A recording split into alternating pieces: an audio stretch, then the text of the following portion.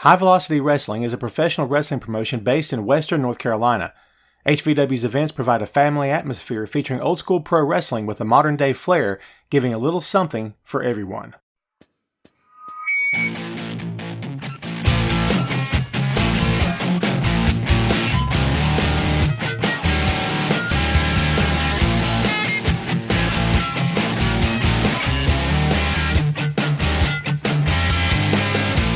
Hey, what is up? Welcome to the HVW Podcast, the official podcast for High Velocity Wrestling. I am your host, Tom Clark, and we're here to give you the latest news and rumors surrounding the best pro wrestling promotion in the Carolinas, as well as exclusive interviews that you will only find here. Please remember to visit us online at HighVelocityWrestling.com and follow us on all of our social media, including Facebook, Twitter, and Instagram. The links are available in the episode's description. This is episode number 10, and we're back here on the show, finally.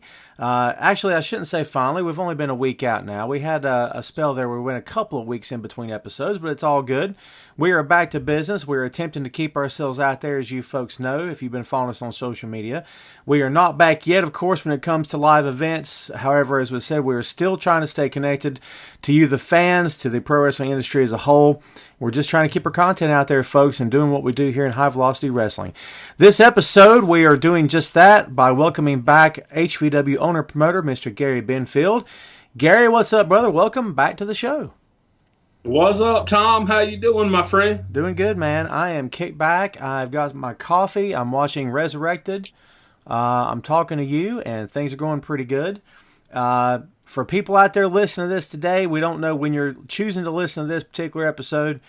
We are still in a national emergency situation here in the United States, as most countries are all over the world. We are hoping that this thing blows over at some point. We are all trying to get back to life as usual.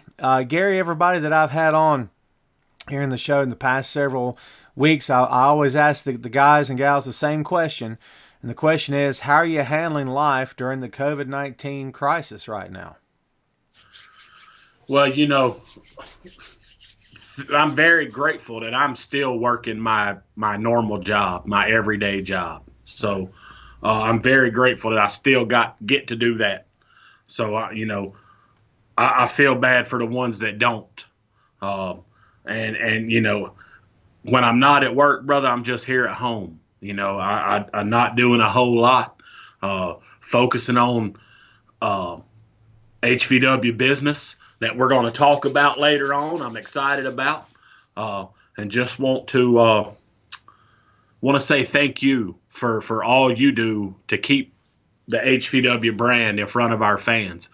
I want to thank every person that's done the podcast up to this point. It's really entertaining stuff, man. I really enjoy listening to the podcast while I'm at work doing my job.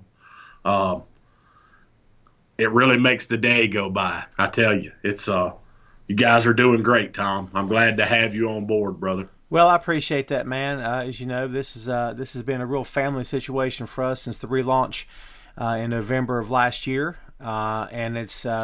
We've been plowing ahead, always forward always, as we always say. And I love the podcasting platform, man. I'm a sucker for this medium. I've loved this thing from day one.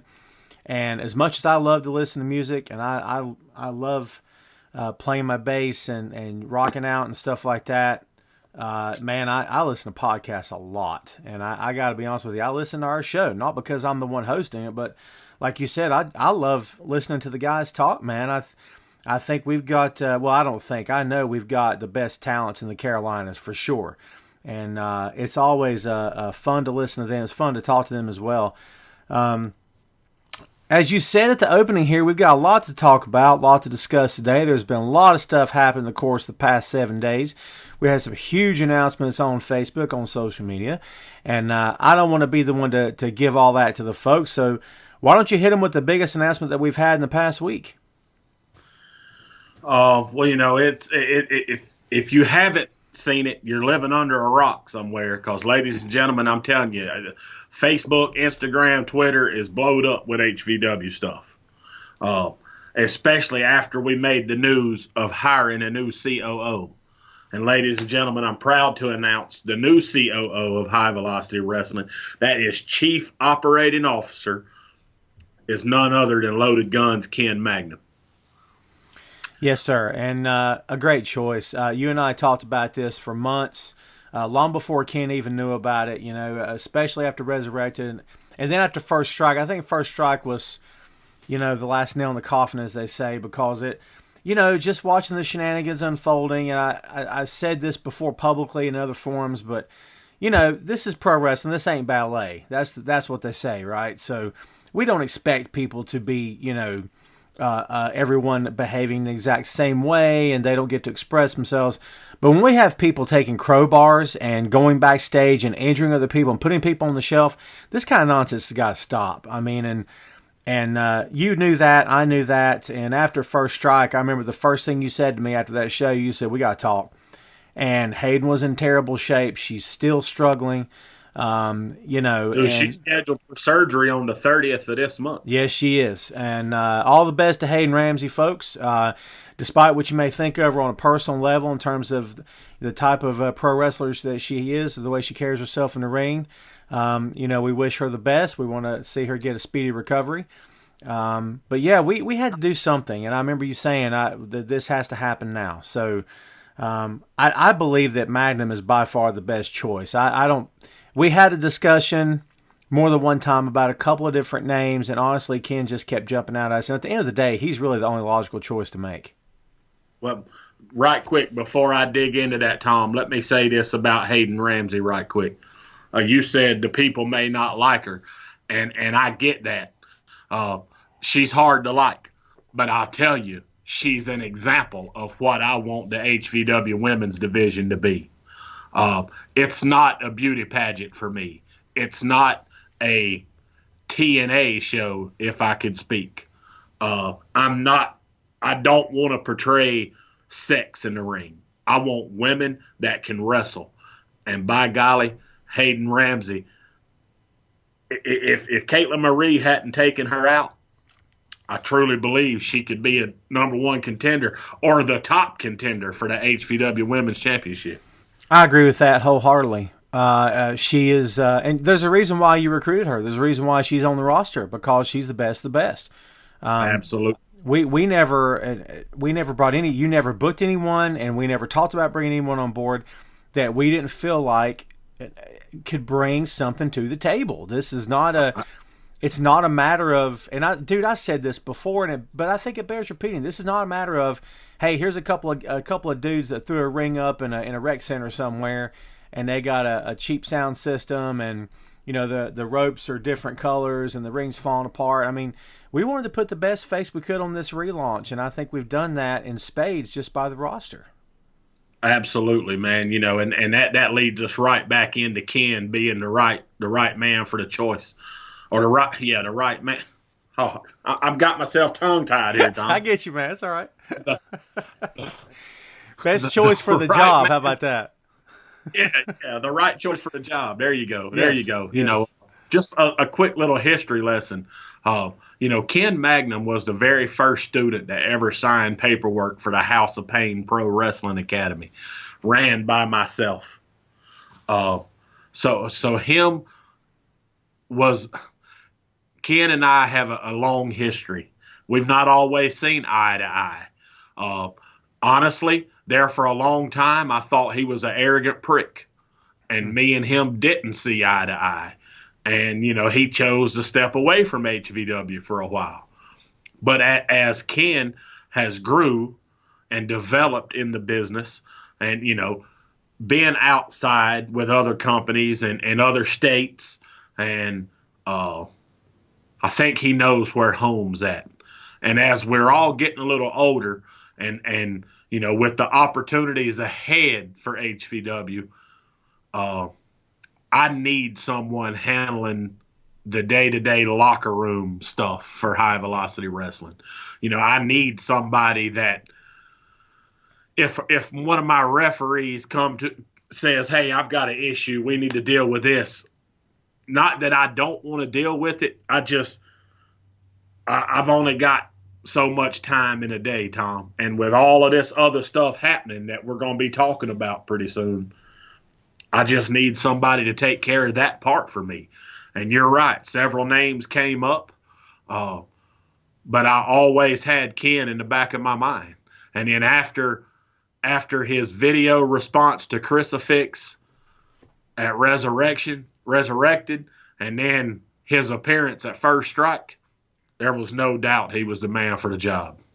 Yeah, and it's an interesting thing that's going on between Chris and Ken Magnum. And fans who have been listening to this, who have been following the product for the past several months, know exactly what we're talking about. Chris and Ken have a history. Chris has a history with you, of course, and with HVW, obviously. Chris is a veteran of the company, a veteran of the industry. Very talented guy, well respected in the industry, obviously. But he mentioned Ken's name first, and we still don't know where that came from. It's like he was looking to pick a fight with whoever he could think of.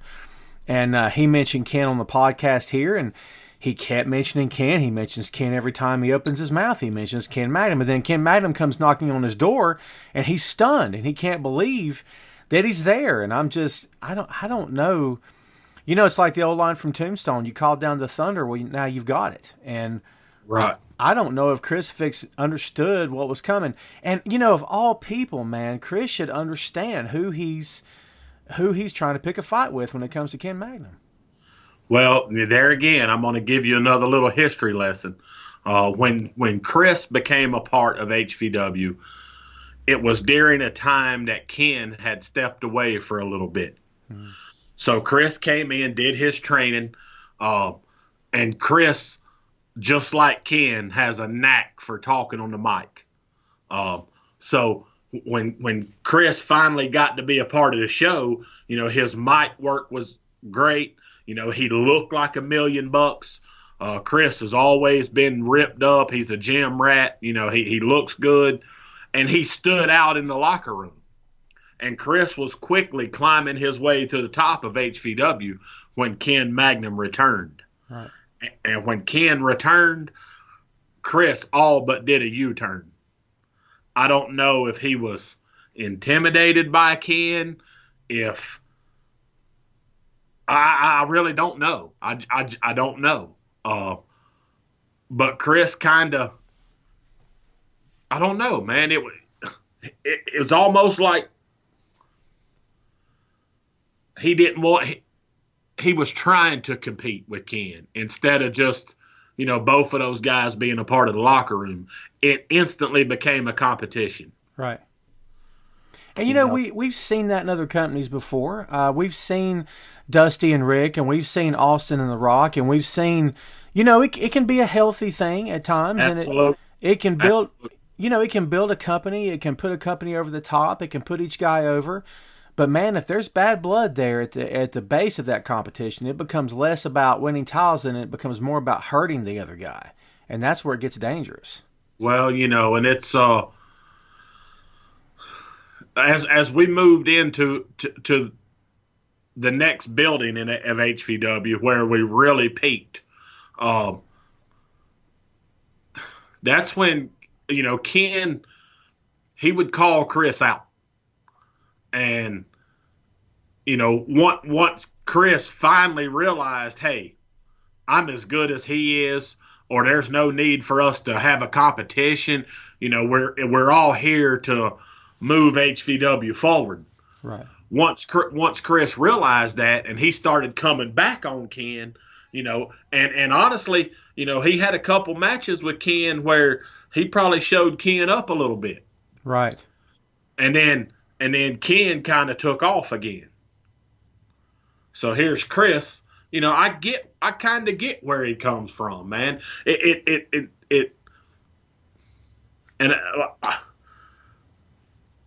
It's almost like when HVW wasn't doing so well, Ken wasn't around. Mm-hmm. But then when the crowds would pick up or we were back into a peak, Ken would show back up. Right. And Chris kind of took offense to that, you know? Right. But hey, Tom, we're all young and we all grow, right? Absolutely. And you said this very thing to him in the conference call we had 2 weeks ago. And you guys aired Dirty Laundry. And I had to say, from a third person perspective here, man, it was nothing but respect between you two guys. And he flat out admitted to you, I made a lot of mistakes back then. And you said the same to him. And it's water under the bridge at this point. Like you said, guys are young, things happen. And, it's just, I think that he's matured quite a bit. And, the measure of a man is not by, maybe not by the kind of person he is. I don't know how to say this, but I think the measure of a man is by the company that he keeps. And this is the kind of guy you want to have around. He's a solid individual. He's a good man as well. And I think he's a credit to the sport, and he's going to be an asset to HVW. And as I said before, he's definitely the best choice for this. And honestly, he told us in confidence, and this may make Chris think it, maybe we're making this up, or he may think the guy's losing his mind. But he said, man, I would like to mend bridges with Chris at some point, but he's truly got it out for me. And, I don't know what to make of that. I mean, Chris has made it obvious that he wants him. And, Ken is the first one to say that if you want me that bad, let's make it happen. I wouldn't be surprised to see Ken Magnum versus Chris Fix an HVW ring again. Well,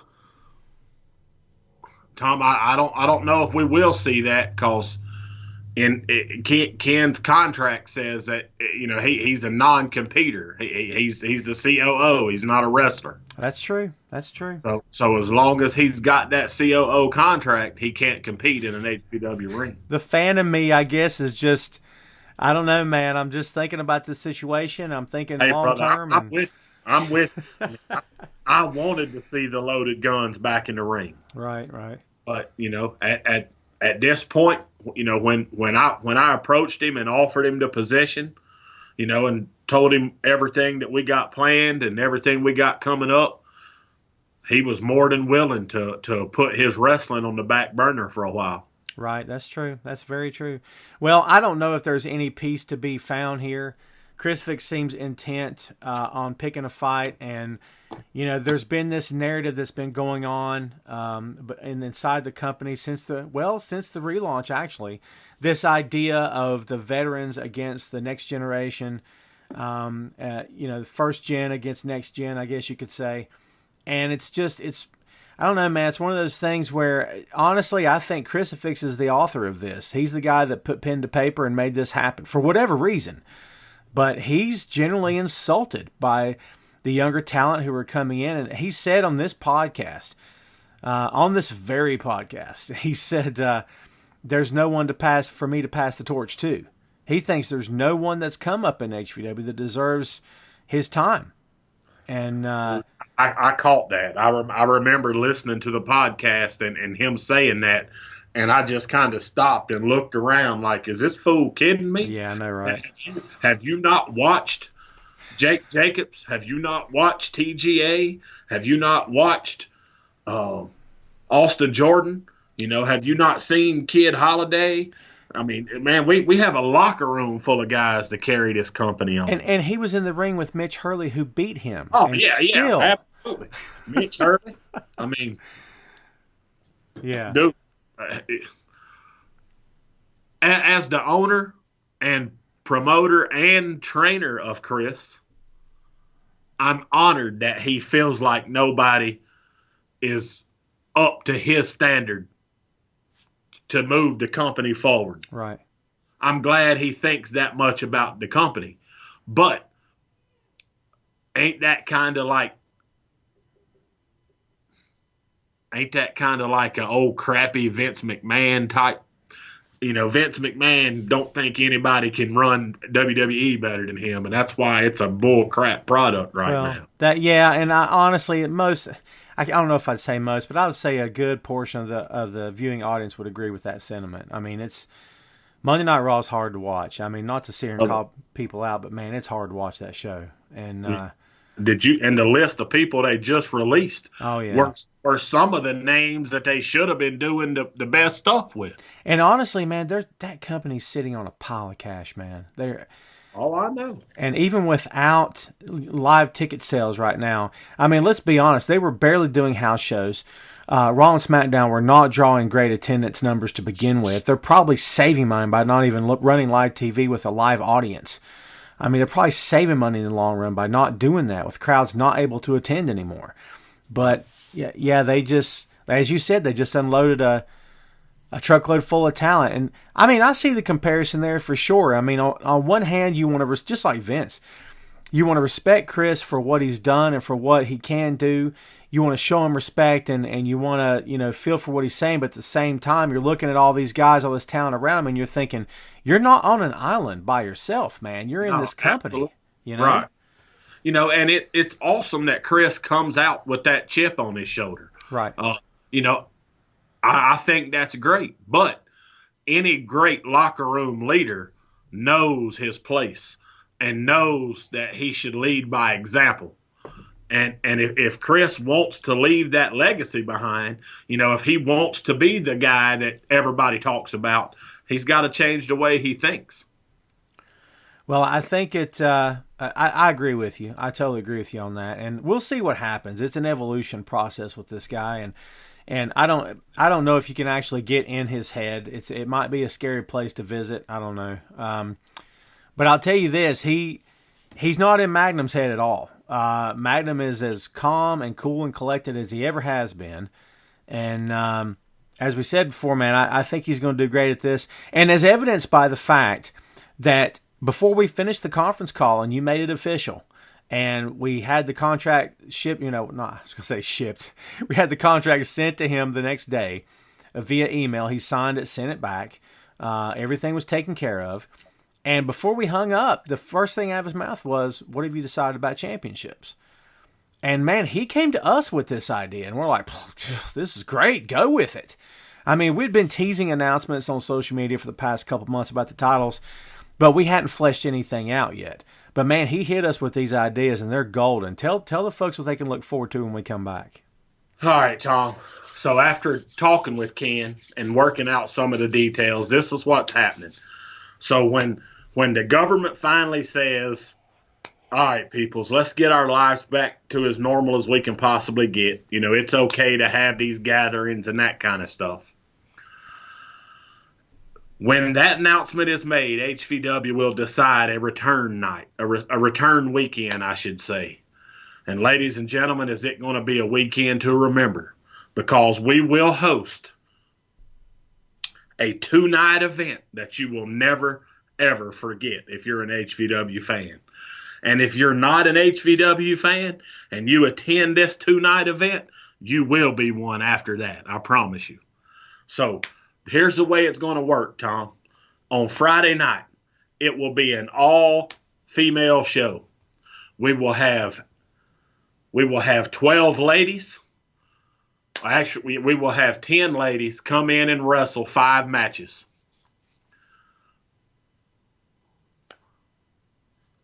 Hold on. I see where you're going. I'm following you. I know the deal. I just didn't want to steal your thunder. So no, absolutely. I've got the numbers wrong. We're going to bring in 8 ladies and have 4 matches, and then we're going to have a semifinals, and then we're going to have the last 2 ladies move into Saturday night, where they will compete for the first ever HVW Women's Championship. It's a long time coming, this announcement is. I love it. The minute he suggested this, I think you just laughed and said, man, we've already been thinking about it, but I love it. Let's make it happen. So it's a great thing, man. Awesome. That's not even it, Tom. That's not even it. Tell him. What else is going to happen on night 2 is we're going to bring in 4 of the best tag teams this area has ever seen. North Carolina, South Carolina, Georgia, Tennessee, wherever. We're bringing in 4 tag teams. We're going to do a 4-corner tag team match, 4-corner elimination style. The last team standing will be the new HVW Tag Team Champions. It's good stuff, man. I love it. I know you got one more. You're making me. I want to stop and talk about all this, but hit me with the last one. All right. So the last one is the HVW Championship Tournament. It will happen all on night 2 of this 2-night event. We will bring in 6 guys. We will have 3 matches. Those 3 winners will move on to the main event that night to compete in a triple threat match to crown the new HVW champion. It's good stuff, fans. If you weren't excited before he made these announcements, you better be now, because this is... It's championship weekend, baby. It's championship weekend.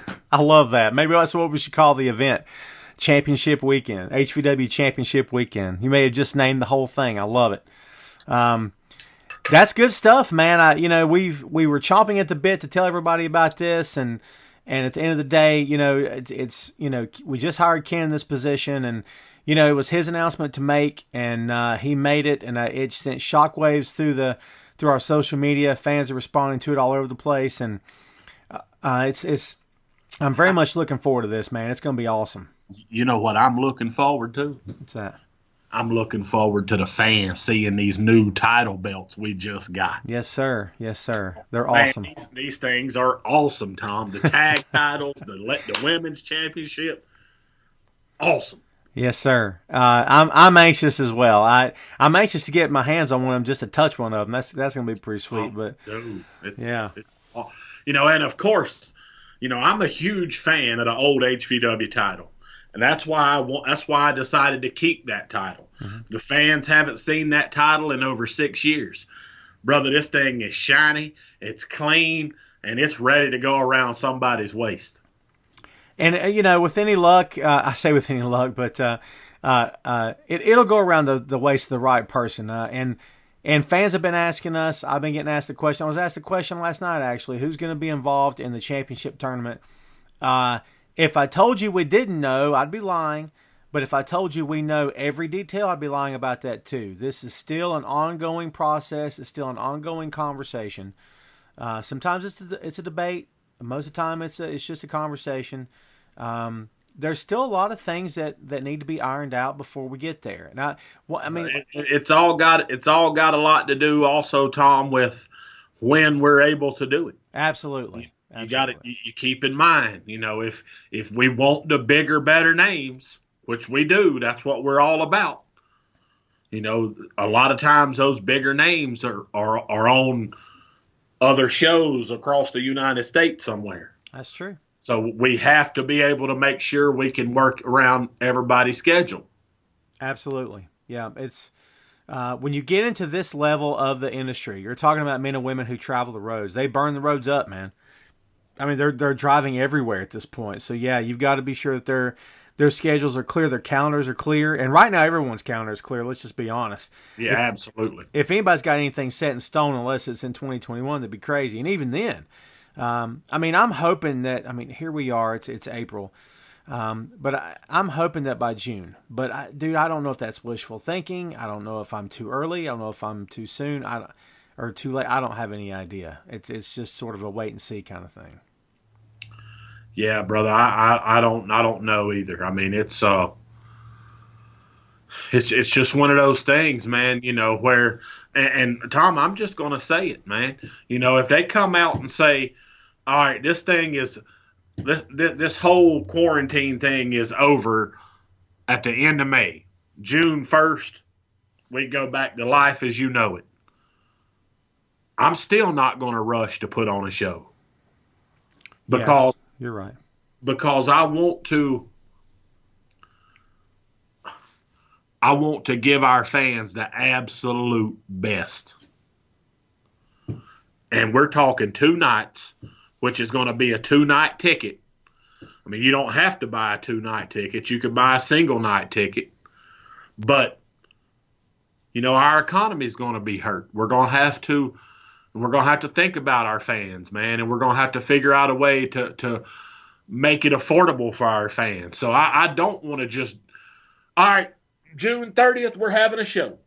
I don't want to just throw it out there like that. Right. I want our fans to know that we miss them and we care about them, and that's why we're doing the absolute best we can do to bring them the absolute best product we can bring them.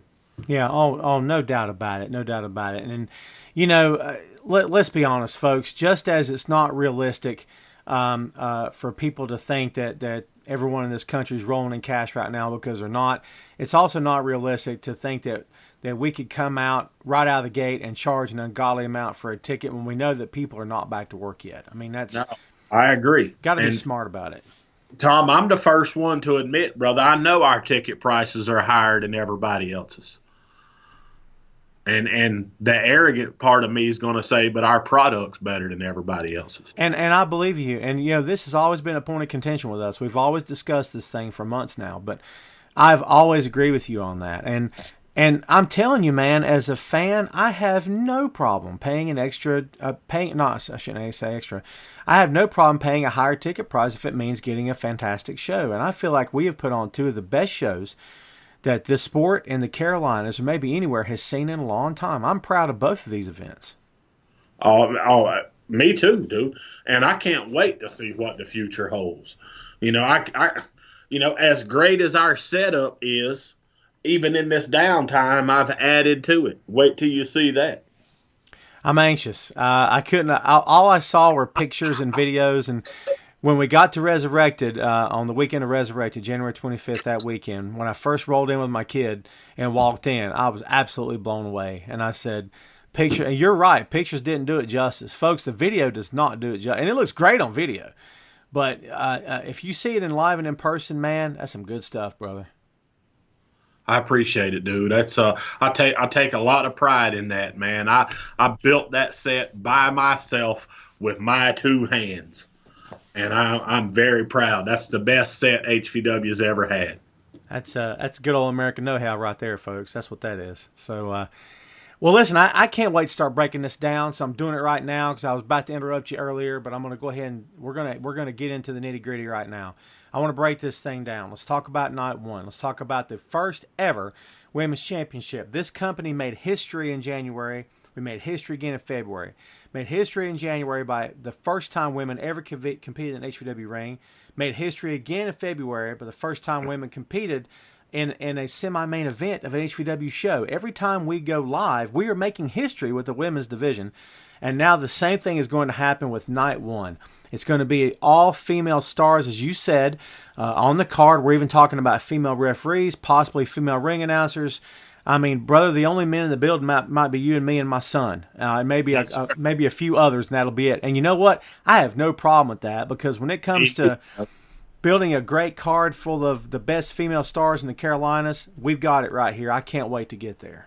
And this is what I want to throw this out there, man, for any moms and dads that may have a young daughter, that may struggle with a little self-confidence, that may not have the biggest self-esteem, that may not be the prettiest young lady in the world. That don't mean she can't do something either. And that's the example we want to set with our ladies, that anybody can do this. If you're willing to work for it, and you're willing to put the work in, we would be honored to have you come through our school, and we'll teach you the right way and help you grow into this business, man, because, my daughter is not very athletic at all, but she looks up to these ladies, and, she thinks it's pretty cool what we're doing. And, I had a conversation that night with, actually, in full disclosure, I had a conversation with Hayden and Sadie Lee Moss, both separately, of course. And I impressed upon both of them the idea that, there's a lot of little girls in that audience tonight, and what you're doing in the ring is going to mean something to them. And it really did. And Hayden's cold as ice. You know this. Hayden is all business. Don't anybody out there mistake what I'm saying to think that Hayden Ramsey suddenly become all touchy-feely, because she sure isn't. But she takes it seriously just as Sadie Lee does. I mean, it really got over with both of them that night. Yeah, dude. That's what it's all about, brother. It's the people pay to watch us perform, whether we're the announcer, whether we're the referee, whether we're the wrestler, whatever it is we do. The people pay to watch us, man. So that means, and I don't know any other way to say it, but for that night, that little bit of time, that puts us up on a higher level than they are. So we have to come out and present ourselves like we're on a higher level. We want to be a role model for the kid. We want the little young fella sitting on the front row to cheer for TGA. And we want TGA to come out and set an example for that young man, so that young man will say, hey, I want to be like TGA. I want to do what TGA does. And I think we've got the right locker room not only to move our company forward, but to set that precedent and that example that we want to set. Absolutely. I 100% agree with you. And it reminds me of the old Charles Barkley NBA commercial. Maybe it wasn't Charles Barkley. Who was it thinking of? I can't remember. Played with the Spurs, where he said, I am not a role model. Maybe it was Barkley. And I never agreed with that. I'm like, you are a role model. Whether you want to be or not, you are in the public eye. You're a part of this organization. Absolutely. And like you said, there's kids, but man, people are watching. And you know this, you're a dad. I'm a dad. Dude, they're watching. They're listening. And man, whatever you do and say in front of them, they're not going to forget it. I mean, they absorb that stuff. Dude, I've got memories. I've said this to you before and to the world. The first memory I have on this planet is going to a pro wrestling show with my dad. I might have been 2, and I'll never forget that memory. I was being held, for God's sake. Still being held. And I remember that show. And those memories don't leave. And I mean, every time we go live, man, we're making memories for these kids. It's a big responsibility. Absolutely, dude. Absolutely. And it's that's why I'm so strict about the way guys show up, the way they show up to a show. One thing that absolutely drives me bonkers, and before the relaunch of HVW, me and you was traveling around and we were visiting other shows and we were scouting talent and that kind of stuff. And man, I'm not going to name off any names, but I can remember 3 or 4 different feds we roll up to, the door's not quite open yet, and the wrestlers standing outside in front of the fans smoking cigarettes and stuff. Yep. Dude, who does that? Yeah, that blows me away. It blows me away. I don't want to see that in any business, let alone professional wrestling. Right. Do you think, the hardcore WWE fans that show up at the arena at 1 o'clock to try to get a sneak peek of Triple H or AJ Styles come out of the locker room or come out of their vehicle and walk into the building, do you think they're ever going to see those guys smoke a cigarette? If they smoke? Great point. And how about hanging around at the front door while fans are lining up to buy a ticket? Right, yeah. They're buying a ticket to see you. Why are you hanging around the front door? They're seeing you for free. I don't get it, Tom. I just don't get it, brother. Yeah. That's what separates. And I'm going to go back to it again. I say this all the time, but that's what separates indie wrestling from professional wrestling. And we are not an indie wrestling company. And I never thought about it in those terms. And I've been writing about this stuff for years, been a fan even longer. I never thought about it in those terms until you said it to me out loud. And the first time you said it, it didn't sink in. But then you said it again. And then, you say it all the time, and it's fine. But, after a while, I'm like, God, I think I see what he's saying. It took someone saying it for me to understand what it meant. And I was on the Hashtag Truth podcast last night with Scott Larson. Shout out to Scott. And I made the comment to him then on his show that, what is independent wrestling anymore? What is it anyway? How do we even classify it? I mean, the term seems outdated to me to begin with. And there is such a negative connotation attached to the word independent professional wrestling. And it to me, it's professional wrestling. And you're right. That's what it should be. There, in my eyes, there's no such thing as independent professional wrestling. Right. Independent of what? Right. You're either an indie wrestling company or you're a pro wrestling company. Yes. It's that simple. Yes. And, I can give you a couple examples of what separates it for me. On an indie wrestling show, guys are going to show up. They're going to show up to the show after the fans have already started coming in the building. They're not going to be clean shaven. They're going to be wearing dirty, raggedy clothes. They're going to stand out in front of the fans and smoke cigarettes. You're not going to have an entranceway. You might have a little curtain with some, little cheap lights or something like that, but there's not going to be any production there. And then, you come to a show like ours or PWX or AML or a show like that. The wrestlers are going to be there before the fans start coming in. They're going to be decently dressed when they go in front of the fans. They're going to look like professionals. That's what separates indie from pro. Absolutely. And also, let's call it like it is. The presentation of the show. Is there a stage? Are there lights? Is there music? The things that fans... I mean, look, do you need a great set to have a show? No. Do you need great music? No. Do you need a great sound system? No, you don't. But if you want to deliver what fans are expecting in 2020 and what they get on TV, now you can't always do that depending upon your budget. I get that. But you want to put on, the word show is important, folks. Show is for showcase. If you're going to put on a showcase of your talent, of your brand, you want to make it look as good as possible. And that's what we try to do in HVW. And I think that stands out, and I think it makes all the difference in the world.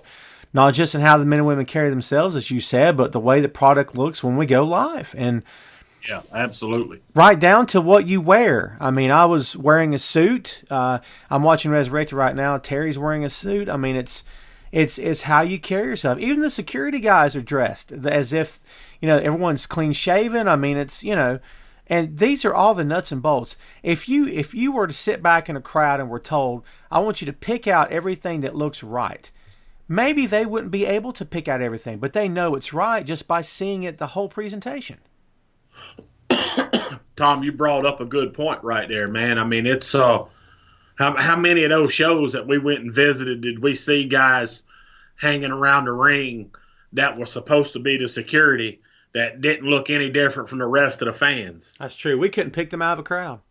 No, you couldn't have. I mean, and it's that's one thing I've always taken pride in, man, is my staff looking professional. I don't mind going out and buying the polo shirts and stuff for these guys. So they do look professional. If you notice, our referees don't wear the zebra stripe shirts. I hate that. I just like to do something different. And I've noticed that several other promotions are starting to do it too now. It just looks like they work at Foot Locker. That's what I think of when I see a guy in a striped shirt. So once you get that in your head, you'll never forget it. So, but yeah, man, this as we said before, folks, I'm excited for. In fact, now come to think of it, I'm just now watching Sadie Lee versus Hayden Ramsey from Resurrected, and this wasn't a pro wrestling match as much as it was a fight. This was a flat out fight. They were brawling. I mean, I dare any of the men in our locker room to go out and have the fight these two ladies had. I'm gonna tell you, crazy. When Sadie went to dive to the floor and Hayden caught that joker with that uppercut, dude, I heard her teeth rattle. I just saw that spot. Yeah, I just saw it. Yeah. She rattled her head, brother. And like we said, man, Hayden's all business.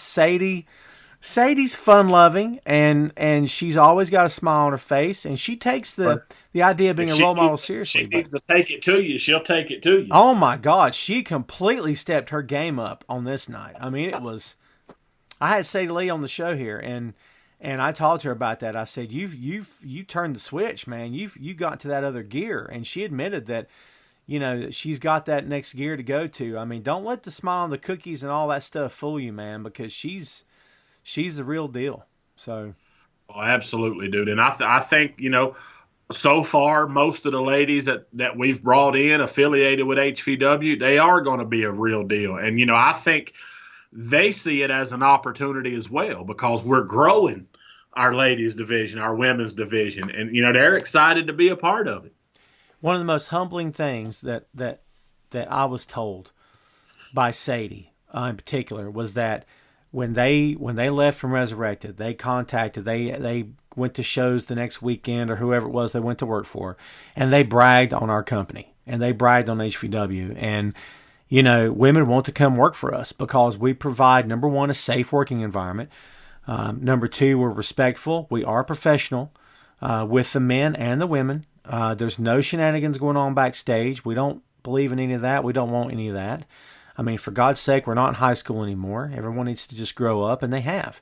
And it's all about the work in the ring. That's what matters the most. That's what we're there for, is to entertain the fans. And absolutely. And they've seen that, and I think they respond to that in kind. And that has brought other women down the road. That's brought Lindsay Pike. That's brought Kayla Marie. And man, Caitlin is a different topic for me, man. She really is. I mean, she is a workhorse, brother. She is. But what she did that night to Hayden, man, that's inexcusable. That was unprofessional. I agree, dude. I really agree. I really think she was I think she knew if she wanted to be the big dog in the yard, she was going to have to take out the big dog. Well, and that's what she did. She absolutely did that. Hayden had knee problems. She didn't make any secret about it on her social media. Neither did we. She had knee problems before Resurrected. Before Resurrected, she did not need surgery. She was told she could rehab the knee. She'd probably be fine.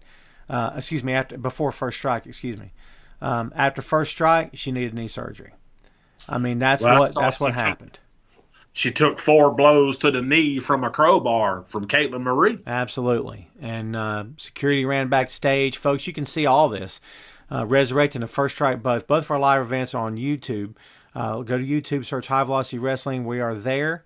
And all of our videos to this point, almost all of the promos from the company since the relaunch are available on our YouTube channel. Please go subscribe today. Cheap plug time. So there you go. But yeah, so Kayla Marie's on board. For better or worse, she's on board. And not to sound negative, I'm really bothered by the whole thing. And I got and I agree. I mean, it's definitely not what we wanted to happen, but I hate that this whole thing happened and we missed our March show to debut 2 brand new women. You're right. Tell the folks about these 2. Man, Casey Fox and Ella Envy. They were about to make a mark on the American Legion Hall on March the 20. Was it 28th? March the 28th? Yeah. Yes. That I mean, unfortunately, we had to cancel. I really hated that. And then, of course, we was coming back April 25th with the ladies main event debuting Savannah Evans. Yes. And we're missing out on all of that. And it's but we'll get back to it. Yeah, we'll get there for sure. And we went to see we saw Casey wrestle a couple of times, and the second time we went to see her, I shook her hand. I think it might have been before the show started. I shook her hand, and the first thing she said was that she had heard so many good things about us from Sadie, from Hayden, from other people. And actually, Caitlin and Hayden were both there that night. And this was of course before First Strike. Hayden and Caitlin were friends, and I'm not going to get back into that, but it's a mess. But anyway, Casey was already impressed just by word of mouth, because as I said before, this is the real deal, folks. And we don't address critics too often here in the company because I don't have time to worry about people. Nope. Neither do you. But I will say this to any critics who doubted our intentions, who doubted that we had the best of intentions with the women's division. I think we've proven over the course of the past, what has it been now? 4 months, that we have the absolute best of intentions with the women's division. And I think when you have the word of the women competing in that division, that's really all the proof and evidence you need for sure. Well, Tom, it's taken me a long time, brother, to finally realize, and I thank you for helping me overcome a lot of this. But brother, the haters are going to hate. And if I waste my focus on what they're doing, I'm not putting the focus towards the company that I need to put towards it. So, dude, I don't care about that crap no more. Let them talk all the crap they want to talk. Let them say all the things. At the end of the day, it all boils down to this. you want what I got and can't make it happen. Absolutely.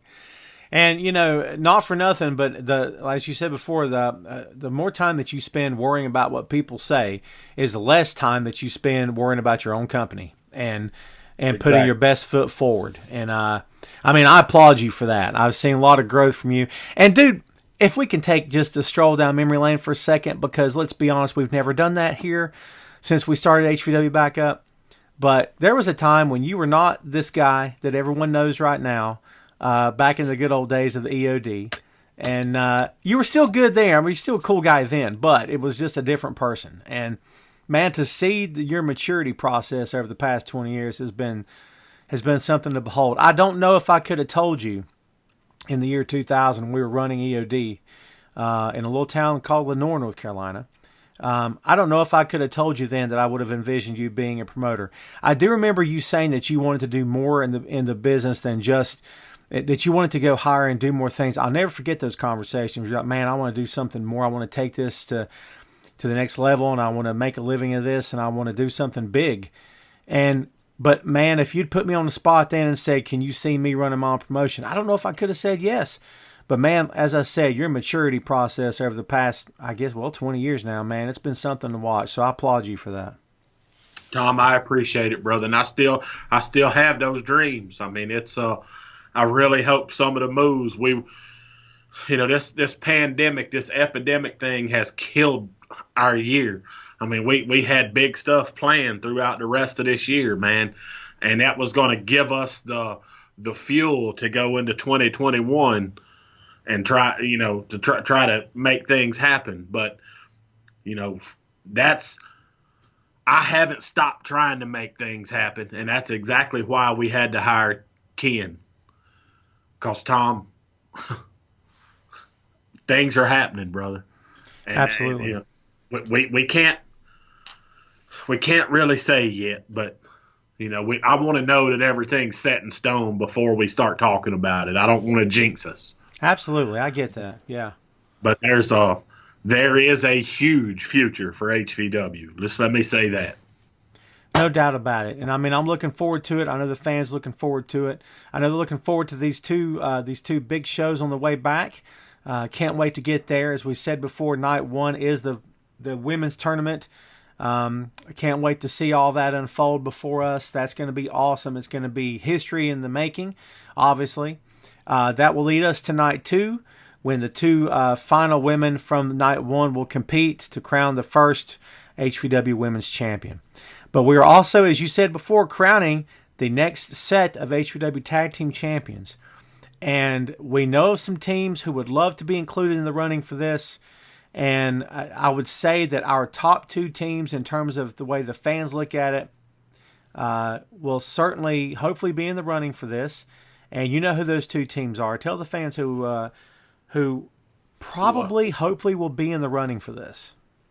Well, I'm definitely hoping to go ahead and secure the New Age Villains in 1776. I definitely want those two teams as a part of that fatal four-way.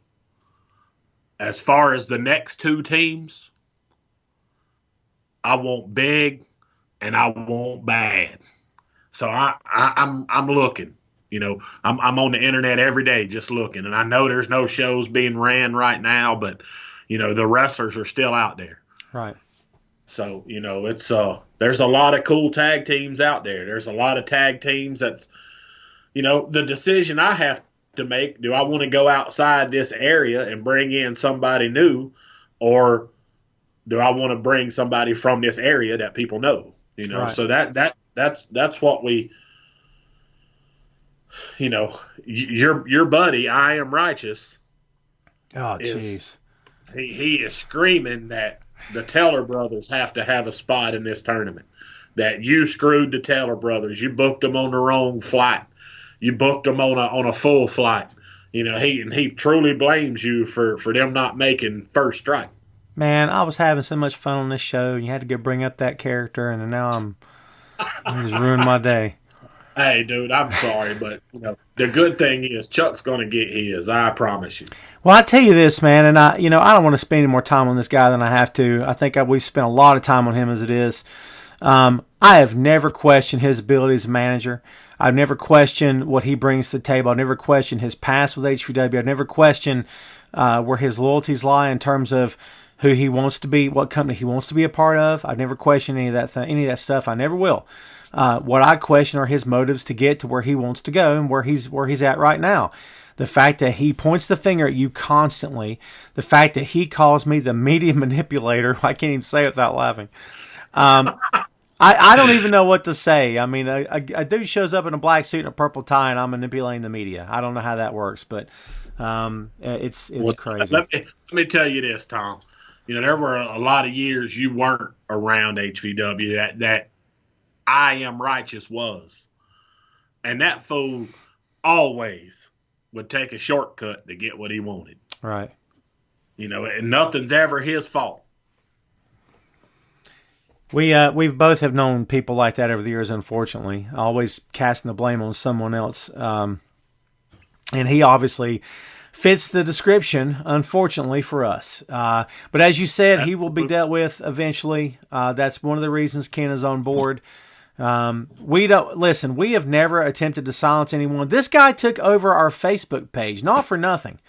He took over our social media, folks. He hacked our social media. Yes, he did. He hacked it, and I said the day that we got the Facebook back under control, I said I was going to go on here and delete every post he put up, and I never did. And there's a reason for that, because he says that we're trying to silence him. He says that we're trying to keep him quiet.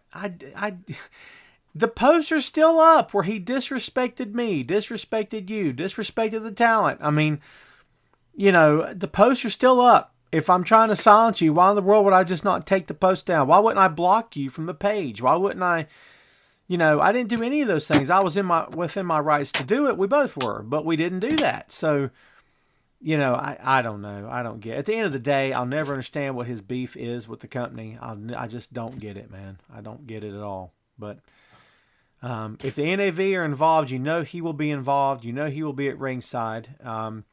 Absolutely. But as I've said before, I always give kudos to the NAV. I always give them kudos, and and because they deserve it. These two young men are extremely talented. I question who they're spending their time with, hanging out with, but that's not my call. They are extremely talented tag team. They've made a great name for themselves here in the Carolinas, and they're a big part of the company, no doubt about it.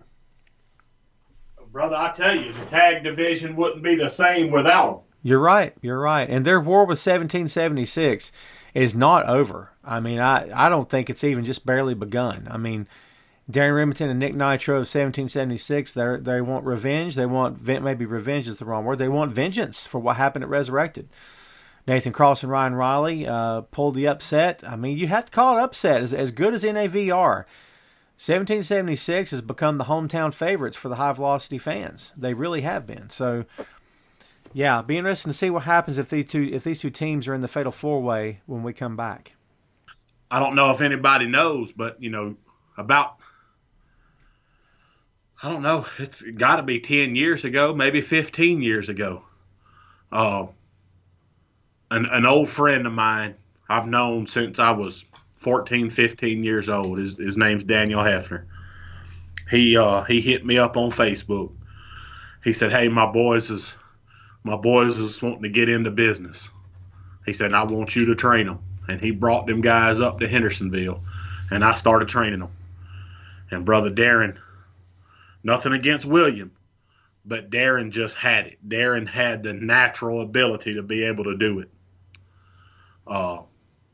And fans, those guys lost their dad last week. Yeah, it's a shame. So, reach out to Darren Remington and just let him know you're thinking about him. But Darren's definitely ready to come back and put that belt around his waist in honor of his father. That's a big deal, and it's it's family connections mean everything, not just in this business, but in life in general. I mean, just absolutely, they strengthen us, they make us who we are. I know Darren was close to his dad, and I don't know Darren as well as you do, obviously, but I I reached out to him and told him I was sorry to hear. And, I know what it's like to lose someone. You do too. And it's a terrible day. And it's, when it comes to the grieving process, there's no right way. There's a lot of wrong ways because you can be self-destructive. You could hurt yourself or other people. But there's no real right way to deal with it. There's just, you got to get through it on your own. You got to, if praying is your thing, you got to pray. If meditating is your thing, you got to meditate. If getting away from people is your thing, you got to get away. If you got to be surrounded by people, then that's what you got to do. It's different for everybody. So obviously, we wish Darren and his family the best through this time. We know he wants to get back to action, just like Nick Nitro, just like everyone on the roster wants to get back to action. And I'm excited for the tag team tournament, or for the match itself. I think it's of all the stuff we got going on night 2, this could steal the show, man. I think it could. Oh, brother, I mean, it's there's no doubt about it that our tag division is as strong as any other division in HVW. So how do you even know what the main event should be that night? I mean, there's only one reason the HVW title is the main event, and that's because we're doing the whole tournament in one night. Very true. If it wasn't for that, who's to say that that fatal 4-way tag match wouldn't be the main event, or the ladies' finals wouldn't be the main event? You can't go wrong with any of it. No, you can't. And as much mad respect as I have for JD Drake and TJ Boss, and I do, and they killed it at Resurrected, man. They killed it. Absolutely. They crushed it. That they got to be happy they didn't try to follow up the ladies.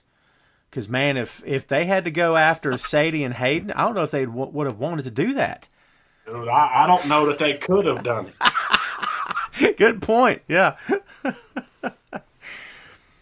So yeah, man, I'm proud to say that it's good to say that we've got those kind of competitors that, out of 6 matches, sometimes all 6 feel like they could have been the main event. I mean, that's what you hope for as a fan. Just set aside the fact that you're in the business for 2 seconds, because I know I do it sometimes, and remember what it's like to be a fan. I love to go to a show where I'm like, God, man, every one of these matches was awesome. And that's not realistic all the time because some companies just don't deliver. But, man, we deliver. I feel like we've delivered every time out. Not to keep patting ourselves on the back, folks, but I'm going to keep doing it because I think we've earned it. So, well, Tom, for years, man, I ran a show in the same building every Saturday night. Right. And we would always do, every 6 weeks, we would do what we called a super show, which was our pay-per-view. I want to deliver that super show every show. Right, absolutely. If we're not running a weekly show like we used to, there's no reason why every show can't be bigger than the one before it. Right. So, and that's the way I'm looking at it. And that's another reason why I need a COO in the locker room. So I can focus on business, and I can entertain our sponsors when they come to a show. I can walk them around and show them our set and explain to them what this is doing and what's that doing. And, I can introduce them to the talent, and I don't have to be back there running that locker room because our COO is doing it. Right. Absolutely. Yeah, it's important, folks. And I mean, people talk about authority figures, quote unquote, in wrestling. And, let's be honest. Let's just call it like it is. Some stuff is for TV.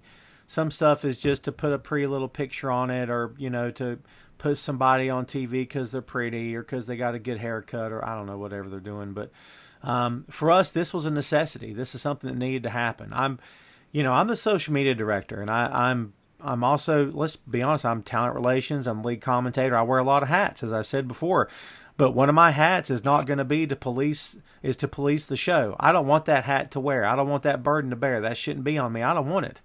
And for you to take it, I mean, you have been, but like you said, you've got a lot of stuff on your plate, man. You got a lot of other things to attend to. It was the right call to bring in a third person. And I think it's It makes sense. It's logical. And as we said, Ken's going to do a bang-up job, dude. He's the best man for the job by far. We will all have our hands full with, as we said before, the championship tournament. I can't wait for this.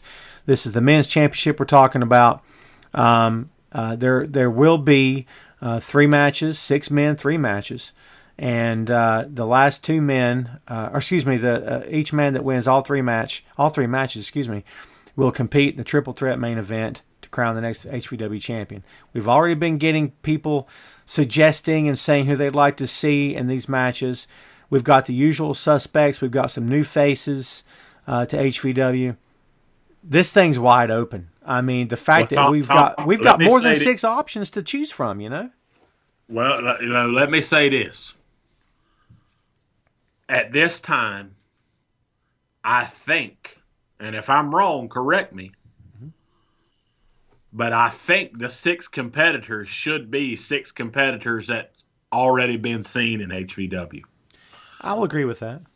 I don't think we should bring any outsiders in at this point because they haven't earned that spot. I mean, I can name 6 guys that I would like to see compete for this title. And they've been and I don't think the fans would mind at all the 6 names that I give you.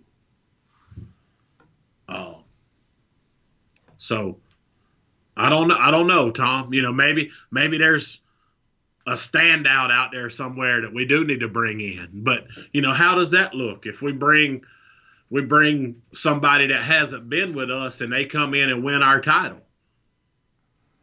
That's very true. And this is something you and I have debated off the air before. And I agree with you wholeheartedly. And we said this actually before we went live with the company.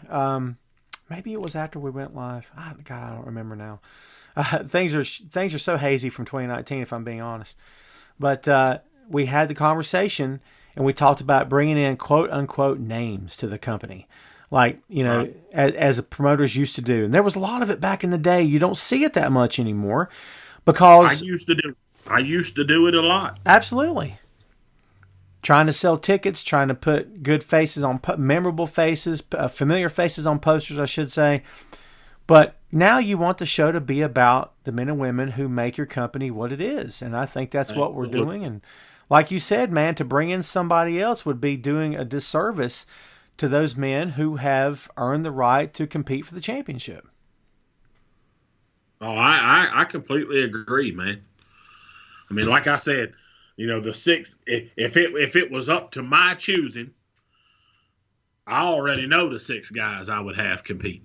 Well, it kind of is up to you. It is your company, We can debate anything we want to. But I know. Why do we have a board of directors if I'm going to make all the decisions? Well, that's very true, too. And we've talked about the board here on the program. They are nameless. Why do we have a new COO? Very true, yeah. The HVW board of directors, folks, they're nameless. They're faceless because they want to remain that way.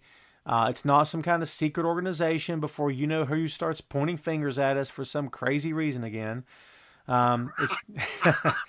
It's just that these... I'm sure.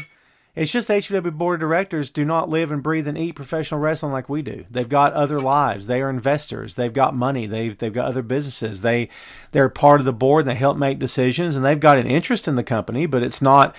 are they there during every single conference call? Well, they are on some, but is every single member at every single event? No, but a couple, 2, 3 of them are. You're not going to be introduced to them because they prefer not to be introduced, and that's just how we roll. And we do business a little bit differently. We've seen what happens when companies roll with, and they rise and fall on one guy's whim, at the whim of one man, and can it work? Sure, it can work.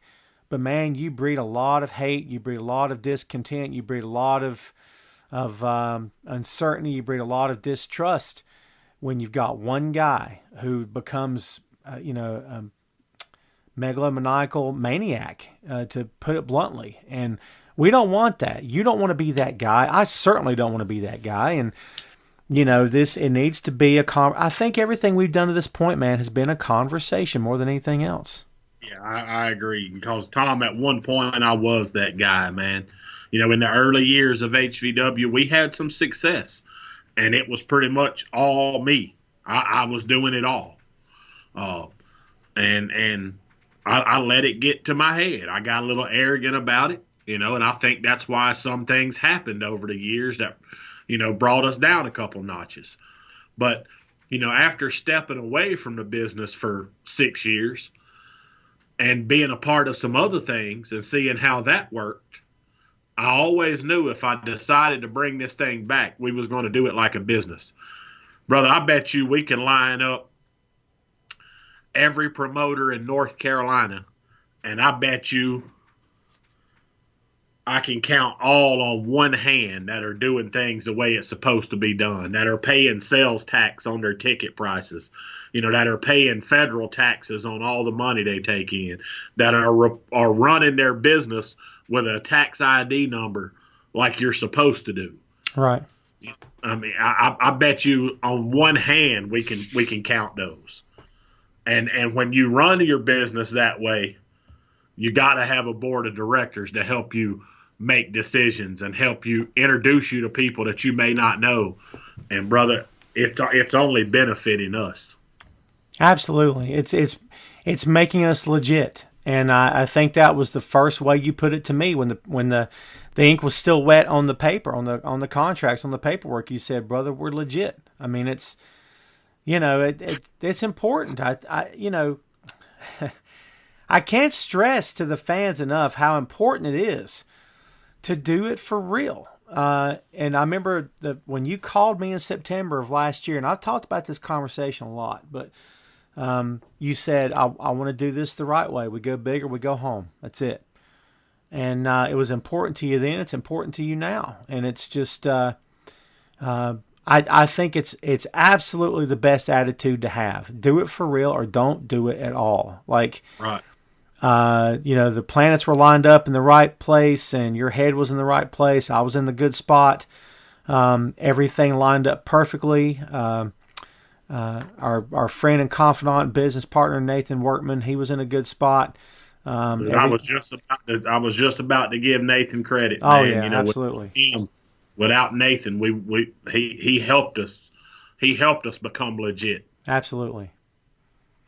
And everything just worked together. Everything just fell in place. And when things fall into place, folks, when doors start opening, you walk through them. That's how this works. And you don't turn the other way. So doors start opening, we walk through them.